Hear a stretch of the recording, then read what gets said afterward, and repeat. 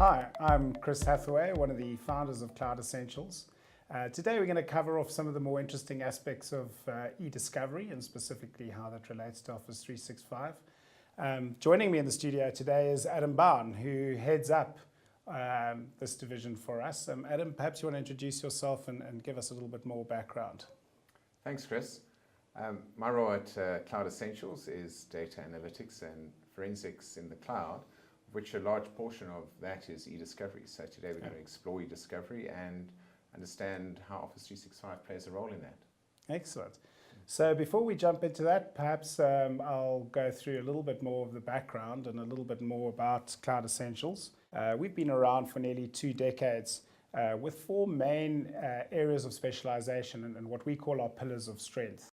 And those are really around the management and migration of largely unstructured or user-generated information or knowledge management, as well as a lot of the compliance elements and governance elements around knowledge management. So here we work a lot with document management, archiving, and of course this is also where we start intersecting with search and eDiscovery.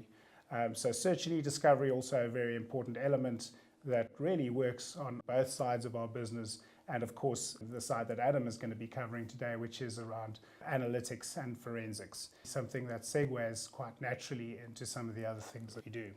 So Adam, with our traditional skills and services being around knowledge management and enterprise search, we're usually involved in search for governance and compliance purposes or for really end user purposes where users need to get to their information quickly and efficiently.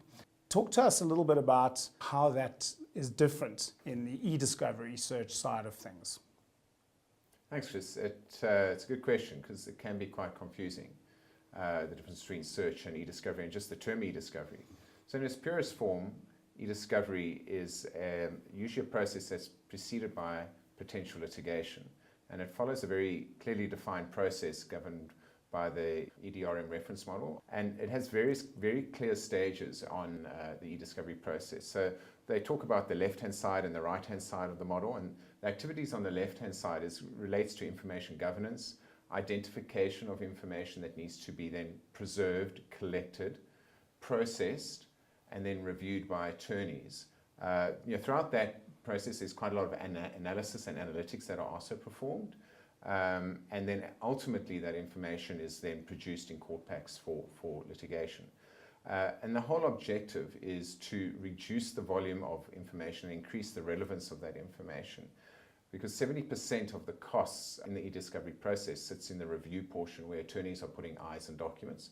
So you really only want to put the relevant information in front of them. That will obviously reduce time and effort. Right, so quite a lot happening before the actual search and quite a lot with regard to search that really talks about saving time. From in our traditional search, we're trying to save time for users. In this kind of search, we're trying to refine the search so that the lawyer's eyes are really looking at less, more relevant content. Exactly. Excellent. Also interesting to note that quite a lot of our governance and compliance elements play a role here. Things like retention, making sure these things are in place on platforms like Office 365. Because obviously if the content isn't available on the platform, you're not going to be able to do the discovery on it.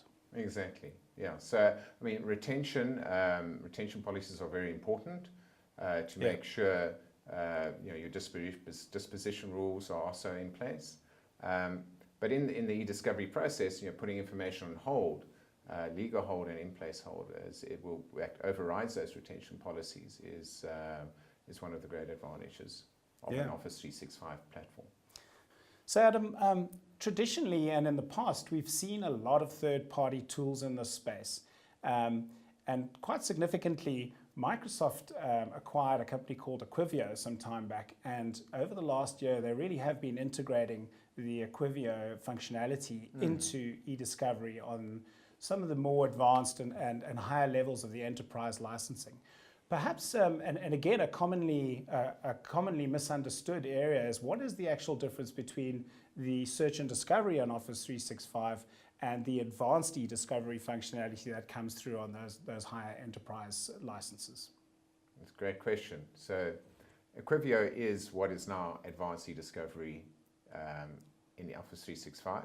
So what you can do is once you've put your information on hold in Office 365 eDiscovery, you can then promote that information through to the Advanced eDiscovery module, which gives you a whole set of new analytics and functionality that you can apply to the data, particularly to sort of explore the information. So it has tools like themes and clustering, so it can go through the information and cluster like documents together based on themes. So it could be oil and gas industry theme that it picks up. And those themes, you could ask it to find particular themes.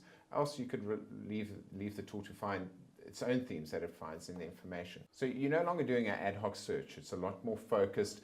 It's maybe picking up information in the case that you weren't aware of. And then another aspect of the Advanced eDiscovery is the technology-assisted review, or what they call predictive coding. So here you can have an expert go through the information and flag what are relevant and non-relevant documents, and actually train the eDiscovery tool to bring back information that's only relevant. So using machine learning and AI to a certain level of confidence that you will set, it will bring back information that is relevant. So you no longer have to rely on sort of keywords to cull your information. You can do it intelligently. Other analytic functions would be things such as email threading. So that will help you reduce your review time, where it only brings back the ultimate email in an email thread, not all the emails in the thread. Yeah, that's a good point. We've obviously done a lot of things like email archive migrations, where compliance and chain of custody would be important ultimately for the end users, who are often the forensic or eDiscovery teams. And we've really noticed that about email. Email has these specific idiosyncrasies where when you're searching for something in an email, it could be that you need to go through 50 or 60 emails between two custodians or two parties, which can often be a huge waste of time. So really what this is doing is bringing back ultimately the ultimate email without you having to read all 50 emails. You're getting to all the information in the entire conversation string. Is that correct? Exactly. And we've seen typically that reduces the amount of email that has to be reviewed by between 30 and 40%. Wow, that's a really significant difference. And then on top of that, it also has near deduplication within the tool. So you could have two documents that are not quite the same, but they contain in the majority the same content. So it allows you to review that information together. So it structures your review process a lot better. You're looking at like information together. You have email threads, so you're only looking at ultimate emails. If you have a relevance score, if you've done the technology-assisted review and training, that would also reduce hugely the amount of information you have to go through. So is this documents that are, for example, very similar, but maybe one or two clauses are different? We often see this in Word and proposal documents. They're largely the same, but there are one or two clauses within that document that are different. This is obviously where this is going to save you a huge amount of time. Yeah, exactly. And there could be different versions of documents that have been extracted from SharePoint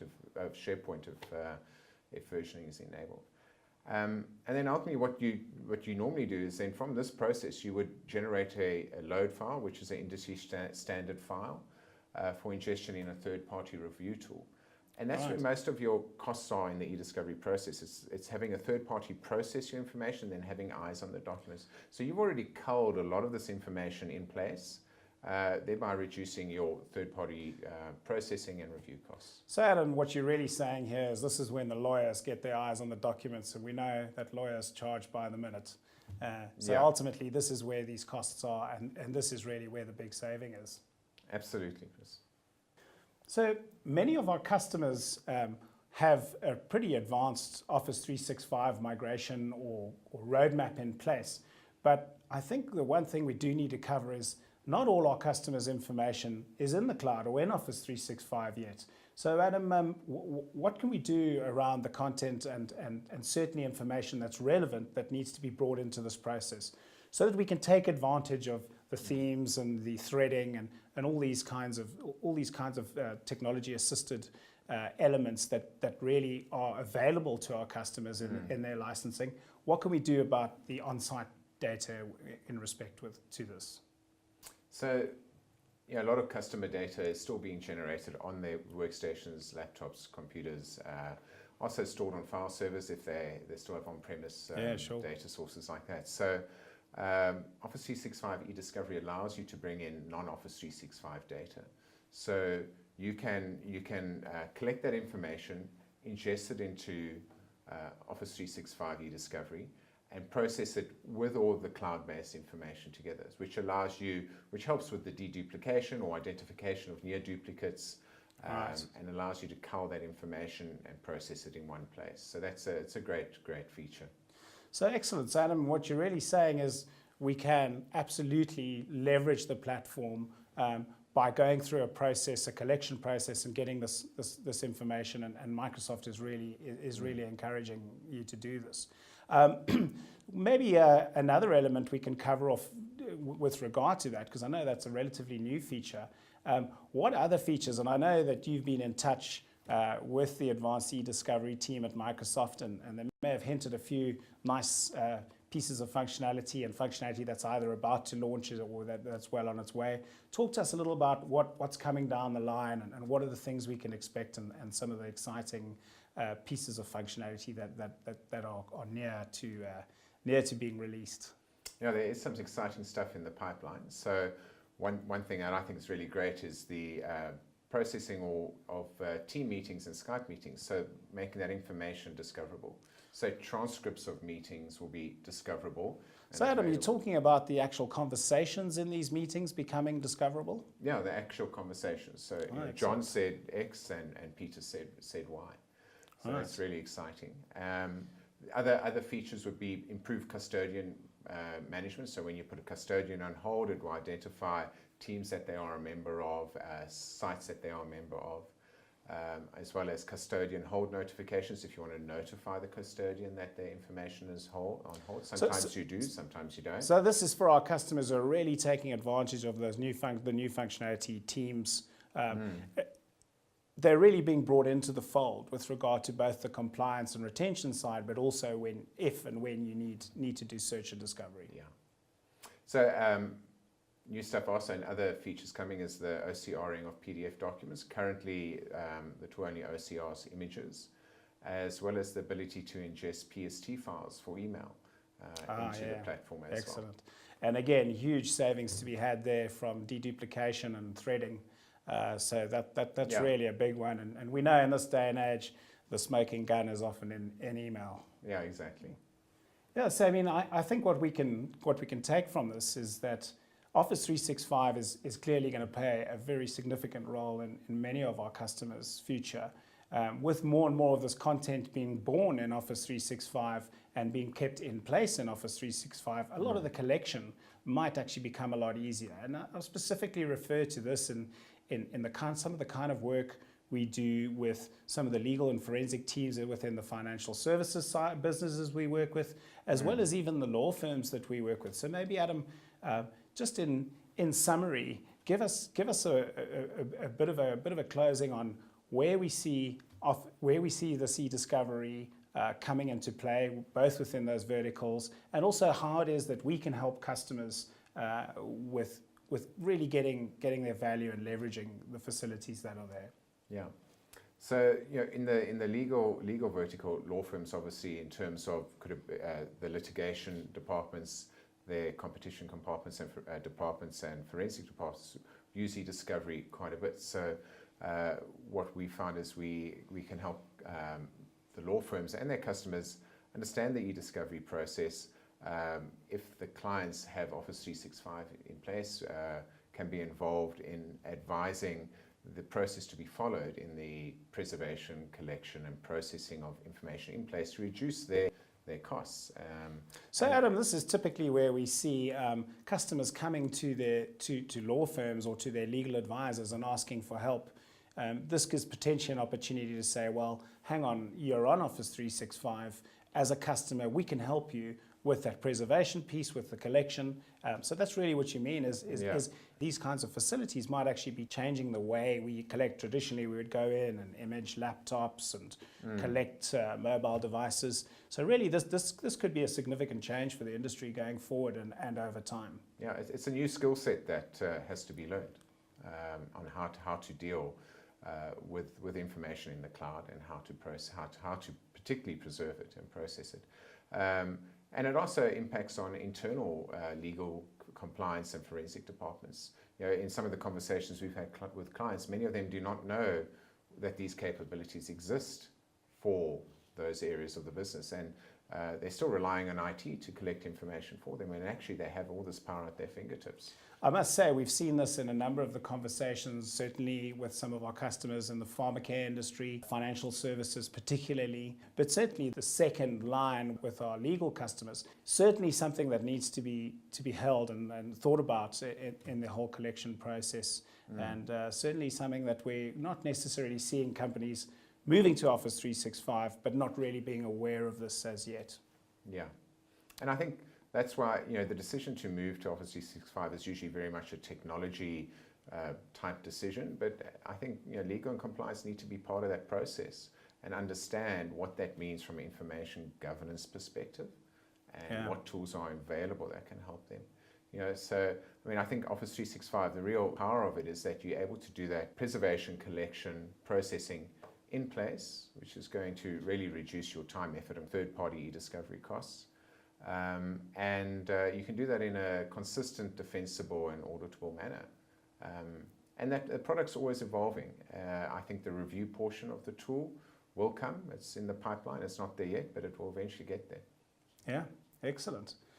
So that's great. Thanks, Adam, for your time today. I think a lot specifically in this fairly narrow focused area, but interestingly how it really goes to how a decision around Office 365 and really getting the value out of Office 365 needs to be something that's people, process and technology driven, and really getting all the different areas and elements of a business involved and ultimately gaining the benefit.